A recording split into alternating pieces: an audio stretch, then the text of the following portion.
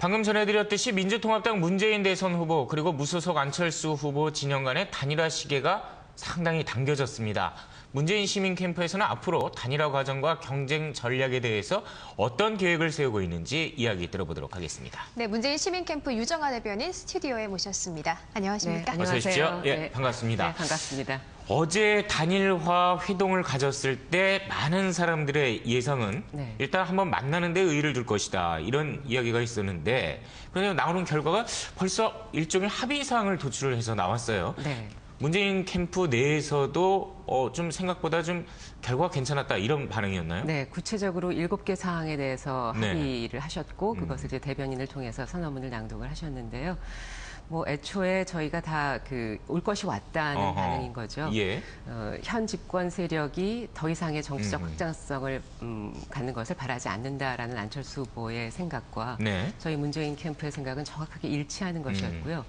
다만 앞서서 조금 저희 쪽에서는 이 등록일 전에 그래서 등록 이후에 투표용지에 두 사람의 이름이 쓰여져서 한 표라도 이 정권 교체를 바라시는 분들의 표가 흩어지지 않도록 하기 위해서 보다 빠른 시일 내에 단일화를 하자는 입장이셨고 이쪽은 안철수 캠프는 아직까지 꾸려진 지 얼마 되지 않았고 정책 발표들이 조금 늦어지고 있으니까 여유를 드리자는 입장이었다가 저희가 중앙선대위 발대식에서 지난 일요일 날 정식 제안을 했었고요. 문재인 후보가 다음 날 안철수 후보가 전남대 강연에서 이 제안을 새롭게 하는 식으로 이제 제안을 받으신 거죠. 그다음에 이제 전격적으로 하루 만에 저희가 회동이 이루어졌고 좋은 장소에서 아주 좋은 느낌들로 이루어졌는데 후보도 끝나시고 들어오셔서 중앙 선대위원장들과의 만남에서 개운하게 시작됐다가 개운하게 끝났다라는 게 저희 캠프의 공통된 생각입니다. 개운하게 시작했다가 개운하게 끝났다.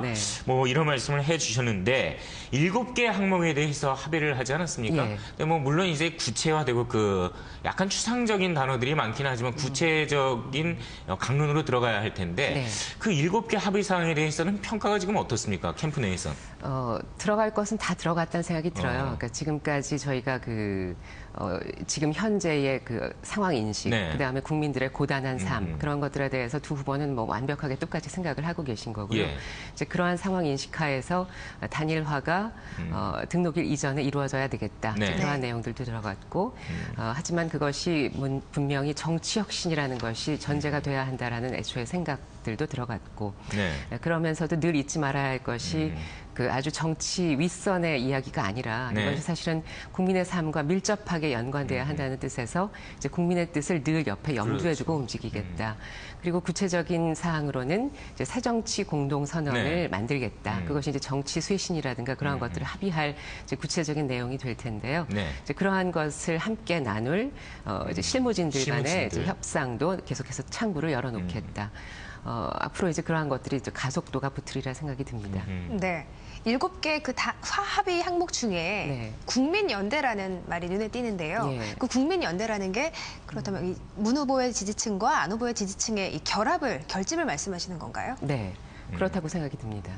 결집이라고 말씀을 하셨는데 많은 분들께서 해석을 이거 어떤 새로운 정치 집단이 탄생하는 거 아니냐 이런 해석도 내놓고 있거든요. 어떻게 봐야 될까요? 다양하게 나올 수 있다는 생각이 들어요. 이제 국민연대에 대한 그 단어는 사실 이제 정치권 바깥에서 이 정치 혁신을 외쳐준, 그러니까 민주당 바깥에서 외쳐준 이제 안철수 후보에 대해서 이제 문재인 후보와 저희 캠프에서는 이제 그러한 것을 혁신의 외부의 지렛대가 돼준 역할이니까 고맙게 생각하는 거죠. 그러니까 내부에서의 혁신을 더 박차를 가할 수 있게 해준 존재니까요. 그리고 그러한 혁신을 바라는 국민들의 열망이 있기 때문에 안철수 후보에 대한 바람이 불었던 것이고 이제는 그러한 바람과 혁신의 주체가 될 만한 이 민주당이 함께 할 수 있는 그러한 것이라고 생각이 들어서 이것이 어쨌든 민주당의 혁신된 모습이 될 수도 있는 것이고 어떠한 모습이 될지는 조금 더 구체적으로 지켜봐야 하겠죠. 지금 이 문재인 캠프 내에서도 아직까지 국민연대의 범위가 어느 정도나 될 것인지 아직까지는 가늠을 못하고 계신다. 이렇게 봐도 무방할까요? 가늠을 못한다는 표현보다 열어놓고 생각한다는 표현이 더 나을 것 같은데요. 여러 가능성을 열어놓겠다? 알겠습니다. 지금 새누리당 쪽에서는 야합이라는 표현을 썼습니다. 그러니까 대국민 사기극이다. 그 두 후보가 단일화하겠다는 것에 대해서 뭐 좋은 평가를 내놓지는 않고 있는데 여기에 대해서는 민주통합당이 뭐 대응하시는 방안, 뭐 문재인 후보 캠프 측에서는 대응 논리 같은 건 어떻게 세워놓고 계십니까?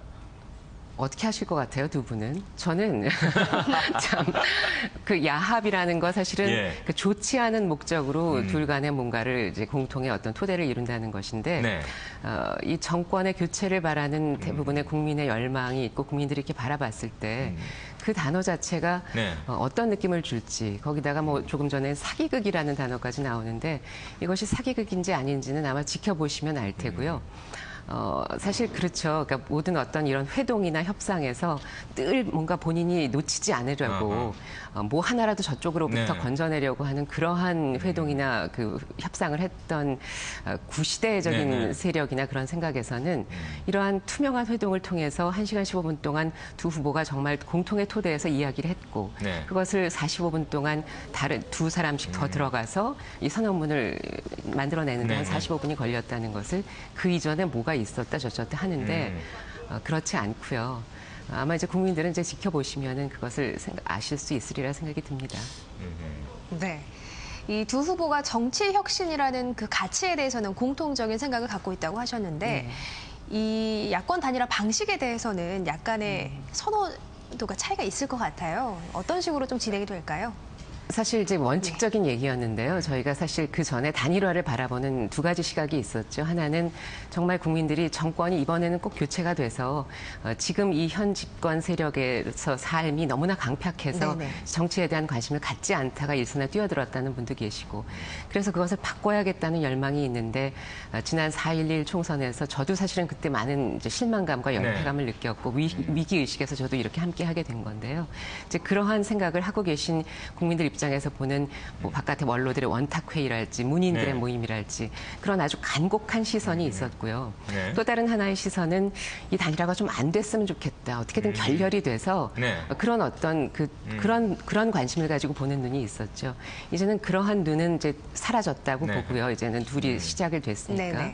이제 그 정치 혁신에 대해서 저희가 생각했던 것은 어쨌든 그 정권을 받았을 때 교체가 됐을 때 여소야대의 정국이 되는 것이고 그랬을 경우에 어떤 국정 운영의 여러 가지 어려움들을 생각해 볼 때는 기존의 정당 중심으로 해서 이 안철수 후보와 함께 가는 것이 가장 바람직한 방향이 아니겠느냐는 원칙적인 얘기였고요. 이제는 그러한 것에 대한 고집이라든가 그러한 것은 저는 없다고 봐요. 이제 원칙적인 얘기하에 새롭게 만들어 나갈 수 있다고 생각합니다. 이번 주 월요일 그저께였죠. 그제 조기숙 교수가 출연을 하셔서 문재인 후보에 대해서 이 단일화 과정에서 너무 착하다, 단해준다 이런 표현을 쓰셨어요. 캠프 내에서도 문재인 후보가 이 단일화 과정에서 논의를 할 때 너무 많이 내주고 있다라고 그렇게 생각하고 계십니까? 글쎄요. 저는 어제도 이제 그런 반응들이 있었는데요. 내줄만 해서 내주는 것이고 그것은 사실은 그쪽과 이쪽의 생각이 많이 다르지 않다는 것이죠. 그렇기 때문에 이것은 뭐 이 항목은 우리 것, 저 항목은 저쪽 것.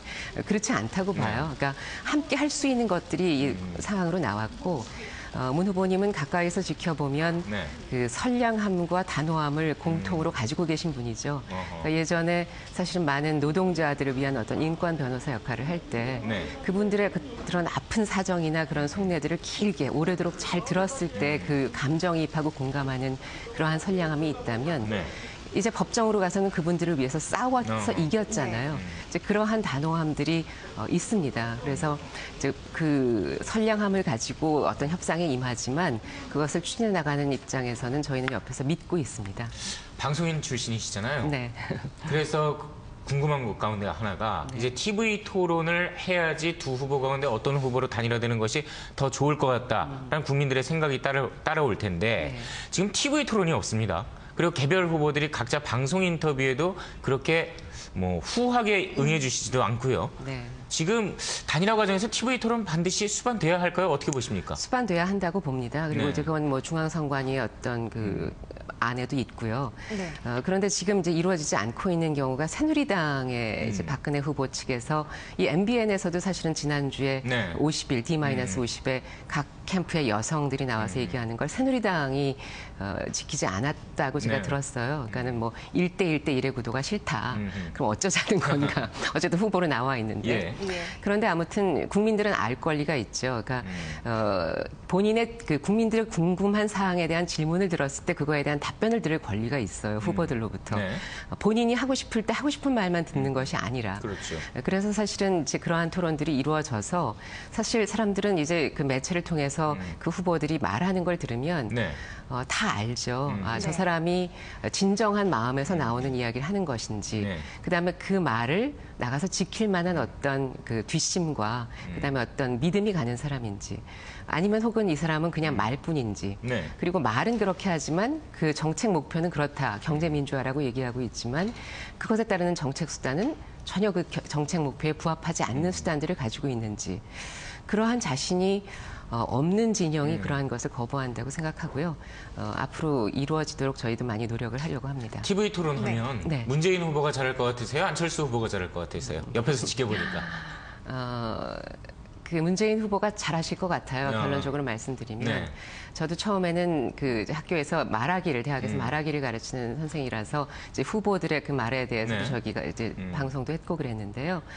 그때는 몇 가지 이제 안타까운 점들이 있었어요. 이제 어투라든가 네. 혹은 조금 이렇게 제스처라든가. 네, 그런데 이제 문 후보님의 그 특징은 본인이 가지고 있는 것 외에 자기보다 잘 보이는 것을 원치 않는 스타일이죠. 예. 그렇기 때문에 화법이라고 말씀되는, 혹은 이제 화법은 사실은 네네. 그렇진 않고 자기 자신이 가지고 있는 것 중에 가장 좋은 걸 드러내는 것인데, 내가 가진 것보다 잘 보이고 싶지 않다. 내가 가진 것만큼을 내보이고 싶다는 그러한 진정한 마음을 갖고 계셔서 네. 그것이 국민들에게 전달되는 한 그분의 이 말하기, 토론의 능력들은 분명히 평가를 받으리라 생각이 듭니다. 알겠습니다.